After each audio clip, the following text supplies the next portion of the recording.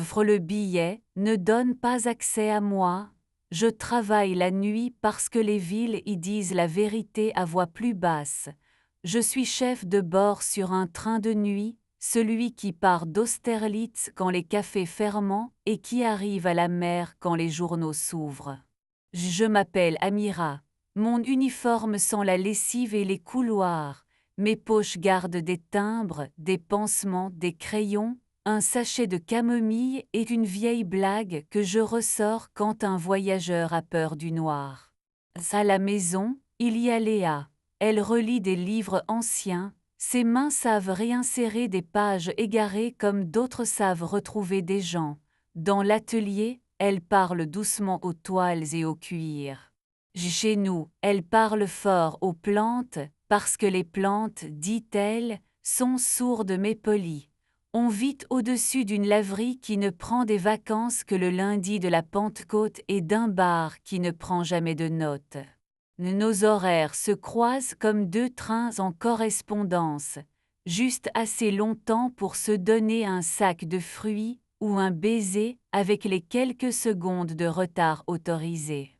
Chaque printemps, la compagnie lance, les nuits qui relient, une opération de charme pour rappeler au pays que l'on peut traverser les montagnes en dormant.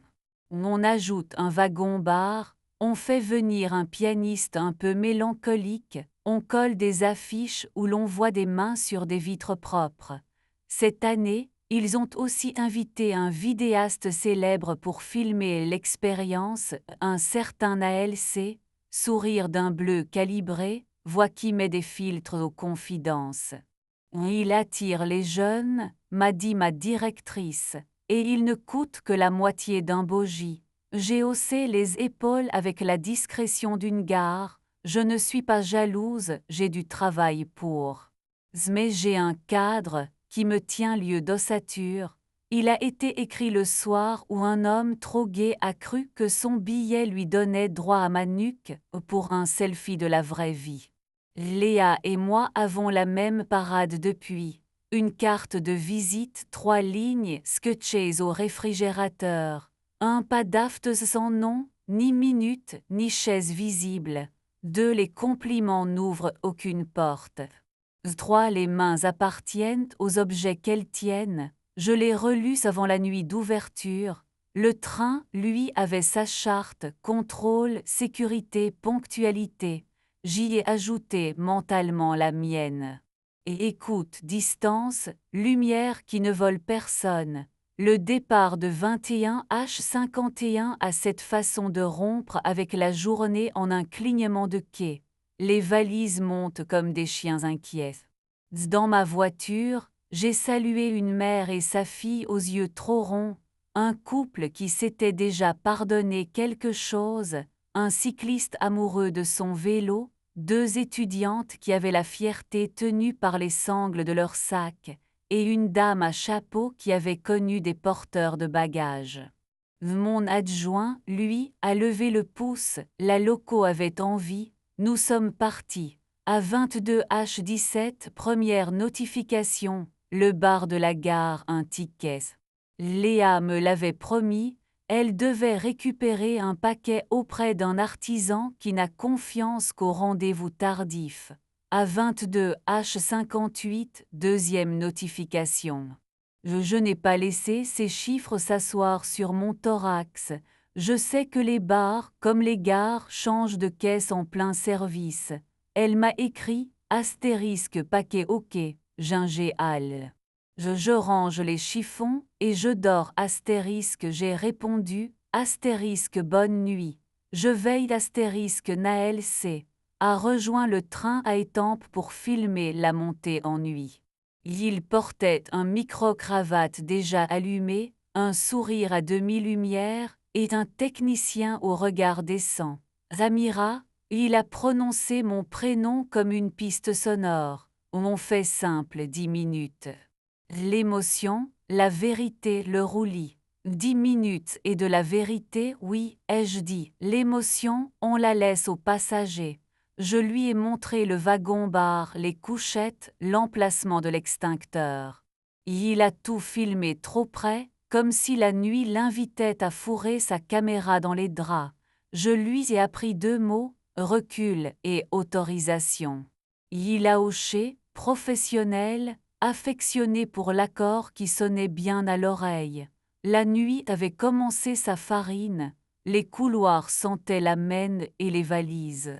Je servais du thé, j'expliquais la commande de bœuf, je prêtais des écouteurs, je rappelais à voix douce qu'on ne fume pas dans les toilettes, même par nostalgie. Naël filmait les mains qui prenaient des tasses, pas les bouches qui buvaient, la cadreuse lui ressemblait enfin, tout allait. C'est alors que le geste a fait son numéro. Il arrive toujours comme un insecte obstiné qui a trouvé la fente de la fenêtre. Naël a voulu clipser sur mon col le petit boîtier du micro sans me demander. Sa main avait pris l'habitude d'être utile. La mienne avait pris celle d'être à moi. J'ai reculé d'1 centimètre et la pince a mordu l'air. Le micro ne se pose pas sans parole. Le billet ne donne pas accès à moi, et ai-je dit, ton doux angle net. Il a rougi, ce qui était nouveau dans la gamme de ses effets. Le technicien a baissé la caméra d'un geste reconnaissant. Je ne crie pas, je signale. Dans le couloir, j'ai croisé le regard de lui, qui m'a appris le signe maison. Paume posée sur le cœur, puis sur la radio, tout a continué, la nuit n'a aucun goût pour les drames qui ne la regardent pas. À 23h40, nous avions quitté les halos de banlieue. Les étoiles avaient repris leur métier. J'ai installé le pianiste au bar, il ne savait pas jouer autre chose que des choses qui finissent bien, ce qui, pour un train, est une compétence précieuse. Naël a filmé, discret, puis s'est assis pour parler. Je suis désolé, Amira. Le direct demande une vitesse qui, il cherchait un mot. Le direct demande des règles, ai-je offert. Il a noté, pour plus tard, sur une serviette en papier. On fait avec les supports que la nuit nous prête. Plus tard, dans la voiture 7, une dame a sonné l'appel. Sa voisine respirait si fort que le sommeil s'était glissé ailleurs. J'ai sorti de ma poche le sachet de camomille, j'ai ajouté au gobelet un carré de sucre parce que c'est la nuit. La dame m'a montré le livre qu'elle tenait, un roman de gare écrit avant la guerre. Elle a dit « Je déteste qu'on me parle quand je lis, vous ça va ». J'ai souri, on prend les victoires où elles veulent bien. Le téléphone, dans ma poche, a frémi encore. Minuit 18, barre du pont, encore un ticket. J'ai pensé aux paquets, aux clés, aux chaises. Je sais qu'on est plusieurs dans une même nuit. J'ai laissé les chiffres s'empiler dans l'endroit du cerveau qui range les choses sans les mâcher. Vers 2h, j'ai retrouvé Naël et sa cadre entre les voitures. Ils avaient appris le pas des couloirs et la respiration des portes. On peut faire une minute vérité, a-t-il demandé. Sans colle, ai-je dit, sans colle et sans joue. Il a ri et a accroché le micro à la rampe, comme un élève qui a compris que les tables ne sont pas des personnes. Qu'est-ce que vous aimez dans la nuit? Quelle tient ses promesses? Ai-je répondu. Et vous, il a dit, qu'elle ne ment pas si on la laisse tranquille. La caméra a été coupée. C'était bien, à 4h, la montagne avait épousé la voie. Les voyageurs dormaient mal mais dormaient quand même, la meilleure note possible au contrôle du rêve. Un jeune homme est venu me chercher pour sa sœur, crise de panique. Je l'ai installé au bar, lumière basse, tasse tiède, siège qui berce un peu. Vous êtes bien ici, j'ai dit, comme on remet un cadre autour d'une toile qui tremble. Elle a mis sa tête sur ses mains.